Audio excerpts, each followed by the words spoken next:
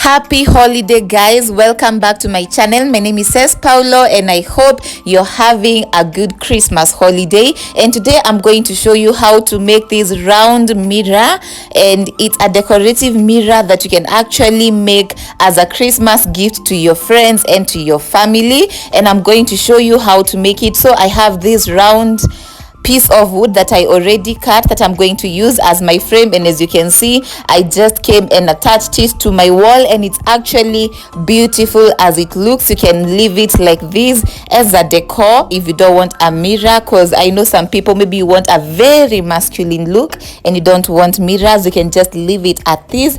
I think it's amazing. You can put pictures, you can hang a shelf here, so you can use it for so many purposes. But for this video we're going to make a round mirror, and you just go to your local fundi, your local carpenter, and give them the measurements and tell them to cut that piece of wood for you. You can do it either round, rectangle, square, whatever shape you want. The carpenter can always cut the size for you.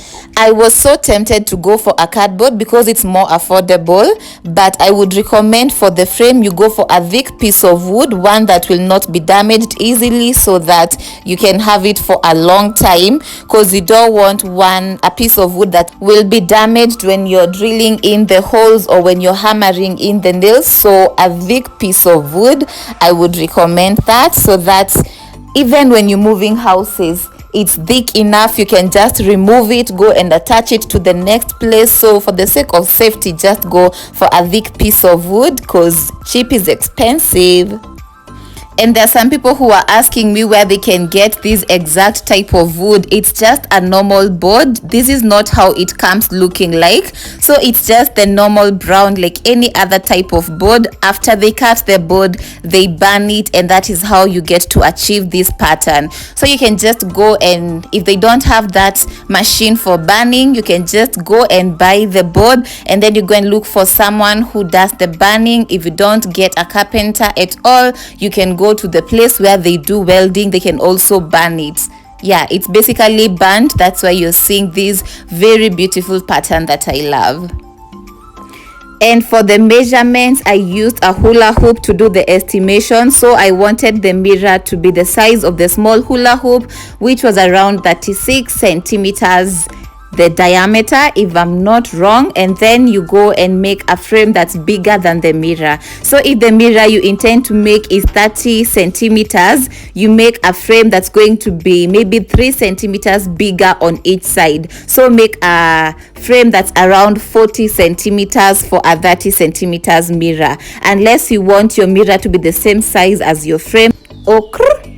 Now that you have already put the frame of the mirror safely on the wall, you can now come and attach the mirror. So this one, I decided to attach the frame first because I didn't want to risk breaking the mirror when I was hammering in the frame. So it's just easier to put the frame first and then you come and attach the mirror next. So I just came and measured the mirror where I want to put it. I did not want my mirror to be the same size as the frame, because I wanted still to have the finish of the wood. So for the wood to look like this, it had to be burnt, and I wanted that because I feel like it also adds to the decor. So that's why I don't want the mirror to come and cover everything.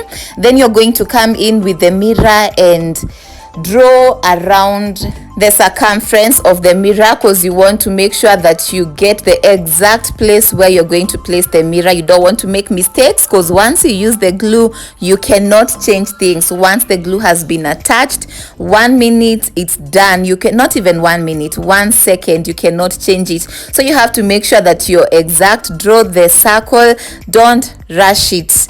Make sure you draw around the circumference, and then you're going to see the next step after that.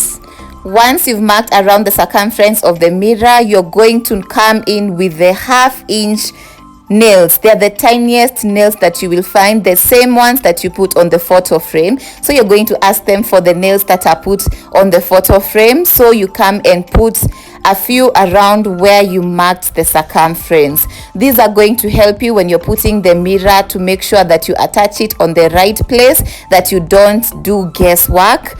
And it's also going to help hold the mirror so that before the glue dries up, the mirror is held safely and it cannot fall back. So it's also for safety purposes. So after you mark around, you come and attach a few nails. About 3 or 4 are enough, or if you want to go extra, if you're paranoid, you can put as many as possible. You can come and remove them afterwards, or you can keep them. So now you see, after putting the nails, you can just come and attach your mirror that simply. We have not used any glue.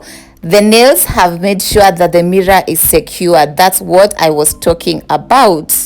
That's why I'm insisting you don't skip any steps. So I don't know why, just being paranoid, I decided to come and add 1 more nail. It wasn't necessary, but yeah, do whatever you feel is necessary. Better safe than sorry, right? And I think I need to get a small hammer. I'm tired of using pliers to do my projects. Anyway, next we are going to come in with the contact glue, the same one we used to do the previous project. Check out that video.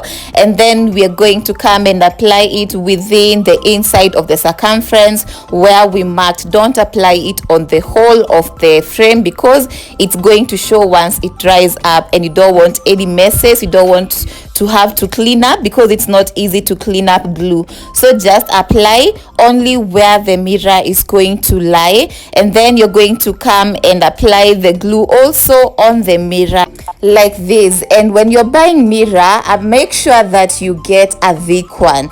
A very thin mirror is not a good quality one, and it's not going to give you a good image. You're going to get bent images. So if you want your mirrors to reflect however you look, you don't want to have bent images like when light bounces on them, make sure that the mirror is thick. The thicker the mirror, the higher the quality. So make sure you ask about the thickness. I can't actually remember the thickness, but I got the thickest mirror. That's the one I got cut.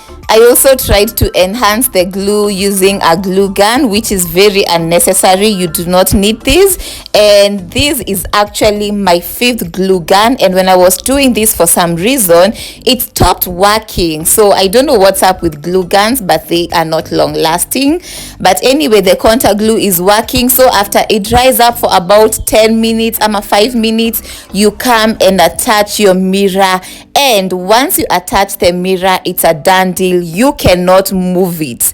Like once you place it the way I'm placing it here, it attaches immediately. So make sure you don't make mistakes, because like here, I don't know, I wanted it to move a bit towards the outside, and as you can see, it was immediately after I tried to move it and it cannot move. So that's why you need to be very exact when you place it. Try to be exact and sober, because once you mess up, it's done.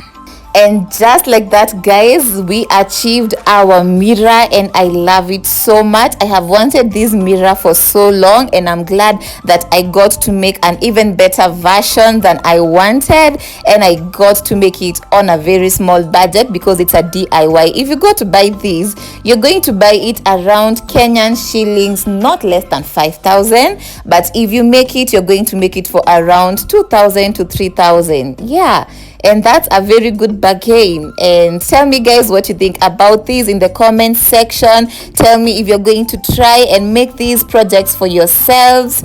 Yeah, and if you don't want to make them, you can always get them on Instagram at Dream Luxe Decor, where the finished products are available. And don't forget to wipe your mirror so that you can actually see the beauty and enjoy seeing yourself on it. And wow, these projects, the mirror projects, are amazing. They're making my house look so nice, so big, so luxurious, and I hope you guys are also going to try them for your houses, because you are going to love them. And if you enjoyed this video or you learned something, don't forget to give it a big thumbs up, turn on the notification bell, and share it with your friends so that they can know that they can transform their houses without breaking the bank. Don't be selfish. Share it with your friends. It's going to inspire some of them, or maybe they're going to send it to someone else who might need it. And don't forget to subscribe to these amazing channels so that you don't miss out on any other DIYs that I'm going to upload, because there are so many more lined up and you're going to enjoy them, and you're going to enjoy how they're going to transform your spaces. And I'll see you next time, guys. Bye bye. Mwah.